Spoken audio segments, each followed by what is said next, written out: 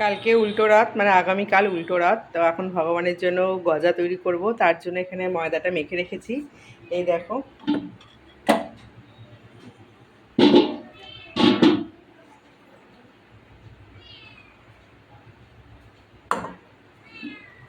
ভালো করে ময়ম দিয়ে, মানে বেশি করে তেল দিয়ে 2 বাটি মানে ময়দা নিয়েছি, ছোটো বাটি 2 বাটি ময়দা। তার মধ্যে নিয়েছি 4 চামচ হচ্ছে রিফাইন অয়েল। আমি এই বাটি 2 বাটি ময়দা নিয়েছি। 4 চামচ রিফাইন অয়েল নিয়েছি, ভালো করে ময়ম দিয়ে একটু জোয়ান দিয়েছি। আর এখানে আমি দেখো শিরা বানাবো, তার জন্য এখানে আমি এই গ্লাসে 2.5 গ্লাস মতো জল দিয়েছি, এই যে। আর এখন চিনি দেবো। আমি প্রায় এখানে যেহেতু 2.5 গ্লাস জল দিয়েছি, আমি 2 গ্লাস চিনি তো দেবই, কারণ একটু আঠালো আঠালো ভাব মতো আমি আনবো। খুব একটা আঠালো আনবো না, তবে আমি তোমাদের দেখিয়ে দেবো চিচিটিটা কেমন হবে। তো চলো চিনিটা দিয়ে নিই।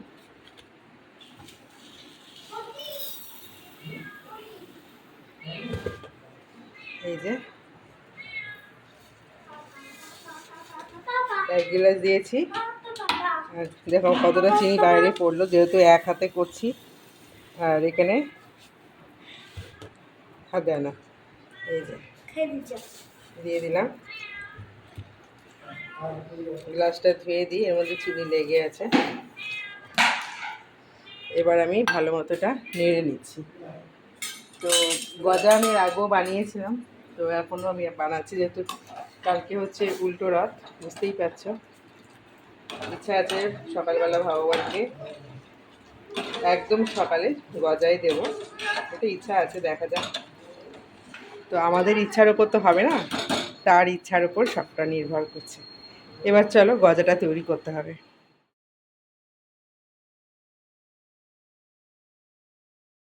জয় জগন্নাথ। এখন আমি জগন্নাথ দেবের জন্য এটা বানাবো। ভগবানকে প্রণাম করে নিয়ে শুরু করলাম রথযাত্রা উপলক্ষে গজা বানানো। বিশ্বাস করো, ভগবানের নাম নিয়ে যখন যে কাজটা শুরু করবে না, একদম দেখবে খুব সুন্দর হবে। পারফেক্ট না হলেও স্বাদ কিন্তু অতুলনীয় হবে। ভগবানের কাছে যেটাই তুমি ভক্তি ভরে দেবে, টেরা বেঁকা হোক না কেন, তাতে যায় আসে না। ভগবান তো ভক্তের ভগবান, মানে ভাবটা দেখে, তোমার মনের ভিতর কি চলছে, তাই না? তাই সবসময় ভগবানের কাছে আত্মসমর্পণ করে দেওয়াটাই আমাদের একমাত্র কাজ। এই দেখো না, হট করে মনে হলো একটু ভগবানের জন্য গজা বানাই, গজা বা খাজা যেটাই বলো না কেন। তো আমি কিন্তু প্রথমে ময়দাটা দেখলে তোমরা মেখে রেখেছিলাম, আর মেখে রাখার পর এখন লেচি কেটে নিয়েছি, ছোট বড় যাতে না হয় সমান মাপের করে নিয়েছি লেচিগুলো। আর তারপরে একটা একটা করে বেলে নিচ্ছি, ময়দা দিয়েই বেলছি। এবার যে কাজটা, আসল যে কাজটা আমাদের করতে হবে, সেটা হচ্ছে, তোমরা দেখলেই বুঝতে পারবে যারা বাড়িতে বানিয়েছো এর আগে। আমাকেও বলবে যদি আমার এখানে কোনো ভুল থাকে, সেটাও আমাকে তোমরা বলে দেবে। আর যদি তোমরা না জানো ব্যাপারটা, তাহলে সেটা দেখলেই তোমরাও শিখে নিতে পারবে। আর আরও একটা কথা যেটা বলছিলাম বন্ধুরা, সেটা হচ্ছে যে ভগবানের উদ্দেশ্যে যখন যেটা করবে, সেটা টেরা বেঁকা হোক কিংবা যেমনই হোক না কেন, সেটা কিন্তু অমৃত হয়ে যায়। আমি দেখো একটা করে রুটি নিয়ে নিয়েছি, রুটির মতো যেহেতু বেলেছি। তোমরা চাইলে ঘি দিতে পারো, আমি রিফাইন অয়েল দিয়েছি। পুরো রুটিটার মধ্যে রিফাইন অয়েল মাখিয়ে নিয়েছি, ওপর দিয়ে আবার একটু ময়দা দিয়ে দিচ্ছি। আবার এর ওপর সেকেন্ড রুটিটা দেবো, তার ওপরেও রিফাইন অয়েল দেবো, ময়দা দেবো, ভালো করে মাখিয়ে নেব। তার উপরে আবার আরেকটা রুটি দেবো। এইভাবে প্রত্যেকটা রুটি আমি রিফাইন অয়েল আর ময়দা মাখিয়ে নেব।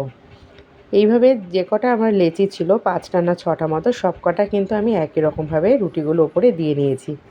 এতে কি হবে জানো, এই রিফাইন অয়েল আর ময়দার এই দুটো একসঙ্গে মিশ্রণের ফলে আমার খাজাটা তোমার ফুলবে। যখন তেলের মধ্যে আমি ভাজবো, আর একদম লো টেম্পারেচারে, তখন কিন্তু ফুলবে বা একটু খুলে খুলে আসবে। আর না হলে কি হয়, একদম মিশে যায় যদি আমি না দিই। আর মানে খাজা বা গজা যেটাই বলি না কেন, এটা বানানোর সময় এটা দিলে কিন্তু বেশ দেখতে ভালো লাগে, একটু স্টেপ বাই স্টেপ একটা ডিজাইন থাকে। তো এবার আমি সবগুলোকে একসঙ্গে করে নিয়েছি, দেখো একটু মোটা হয়ে গেছে। এবার কি করব, একটু উপরে ময়দা ছড়িয়ে দেবো, কারণ আমি একটু বেলবো। একটু বেললে কি হবে, একটু থিকনেসটাও কমবে আর একটু বড় হবে। একদম ছোট হয়ে গেছে তো, ময়দা জানোই তো ছোট হয়ে যায়, যতই বেলো না কারণ আস্তে আস্তে কিন্তু ছোট হয়ে যায়। এবার এইভাবে টেনে টেনে চারিদিক আমি গোল করে বেলে নিয়েছি একটু বড় করে, আর একটা সাইড থেকে একটু ঘোরানো শুরু করেছি। দেখো কি সুন্দর ঘুরে গেছে। পুরোটা এবার গোল করে ঘুরিয়ে নিয়েছি সবগুলো একসঙ্গে করে। এবার একটু হাত দিয়ে টেনে দিচ্ছি। টেনে দেওয়ার পর এবার ছুরি দিয়ে হচ্ছে মজা, সেটা হচ্ছে কাটতে হবে যেমন শেপ তোমরা চাও। তো আমি এরকমভাবে কেটে নিচ্ছি সবকটা গজা। দেখো এরকমভাবে আমি কেটে নিচ্ছি। দেখতে না অপূর্ব সুন্দর হয়েছে, আর খেতেও খুব সুন্দর। দেখো কি সুন্দর স্টেপগুলো, দেখো তোমরা দেখতেই পাবে যে স্টেপগুলো এইভাবে কিন্তু এই ভেতরের স্টেপটা দেখা যাবে। এতে ময়দা আর রিফাইন অয়েল ওইভাবে মাখিয়ে নিলে তাহলে এই যে খাঁচকাটা খাঁচকাটা একটু খোলা খোলা ব্যাপার, এই স্টেপটা কিন্তু দেখা যাবে। এবার যেটা করতে হবে, মাঝখানটা একটু ডাবিয়ে দিয়ে একটু হালকা বেলান দিয়ে বেলে দিতে হবে, মানে লম্বা যদি করতে চাও। আর যদি মনে করো লম্বা করতে চাই না, তাহলে ওরকম রাখলেও চলবে, তবে লম্বা করলে দেখতে ভালো লাগে। আর ভেতরে ভাঁজটাও বেশ সুন্দরভাবে প্রকাশ পায়, ফুটে ওঠে। তো এইভাবেই আমি কিন্তু বেশি বড় করব না, এরকমই সাইজ আমি করেছি। তো এতে কী হবে, দেখতে ভালো লাগবে।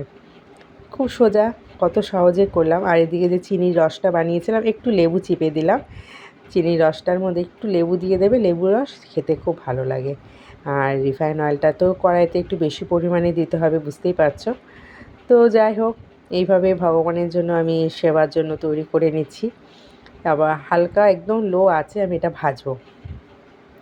আস্তে আস্তে ভাজা হবে, যত আস্তে আস্তে লাল হবে ভাজাটা তত মচমচে হবে। আর যদি তুমি গ্যাসের আঁচটাকে বাড়িয়ে দাও, তাহলে কি হবে বলো তো, ওপরটা লাল হয়ে যাবে, তাড়াতাড়ি পুড়ে যাবে। আর ভেতরে ময়দাটা না পুরো কাঁচা থাকবে, তোমার রসও ঢুকবে না। এরপর যখন চিনির রসে দেবে, রসও ঢুকবে না, খেতেও ভালো হবে না, আর একদম মানে বাজে লাগবে দেখতে। তো খেতেও বাজে লাগবে। ওই জন্য লো ফ্লেমে আস্তে আস্তে করে এটা ভাজতে হবে। তো আমি যেহেতু ভিডিও এডিটিং করছি, আমাকে তো একটু ফাস্ট এখানে দেখাতে হবে, তার জন্য একটু ফাস্ট রেখেছি। একদম লো ফ্লেমে এটা ভাজবে, মানে বুঝতে পারছো। তো দেখো আস্তে আস্তে কিন্তু লাল হচ্ছে। এবার আমি যদি সেই পুরোটাই তোমাদের সাথে শেয়ার করি, তাহলে ভিডিওটা অনেকটা লং হয়ে যাবে, তোমাদেরও ভালো লাগবে না। সেই জন্য আমি একটু ফাস্ট রেখেছি। এবার এখানে কি করব, চিনি শিরাটার মধ্যে না একটু ঘি দেবো। কেন বলো তো, ঘিয়ের একটা ফ্লেভার আসবে যখন আমি চিনি শিরার মধ্যে মানে গজাগুলো দিয়ে দেবো। একটা ঘিয়ের গন্ধ থাকবে গজাগুলোর মধ্যে, সুন্দর টেস্টি লাগবে। তোমরা চাইলে অবশ্যই পুরো গজাটা কিন্তু ঘি দিয়ে ভাজতে পারো, কারণ জগন্নাথের জন্য করছো, ঘি ভাজা ভাজা কিন্তু খেতে খুবই ভালো লাগবে। তোমরা চাইলে পুরো ব্যাপারটা ঘি দিয়েই করতে পারো। তো আমি কিন্তু সেটা করিনি, তো আমার কাছে ঘি পরিমাণটা একদম অল্প ছিল। সেজন্য আমি এটা চিনি শিরার মধ্যে ঘি দিয়ে দিয়েছি, যাতে সুন্দর একটা গন্ধ আসে। চিনি শিরাটা বুঝতেই পারলে খুব একটা মোটা করিনি, একটু পাতলা রেখেছি, তাহলে কিন্তু ভালোভাবে এই গজার মধ্যে চিনি শিরাটা ঢুকবে।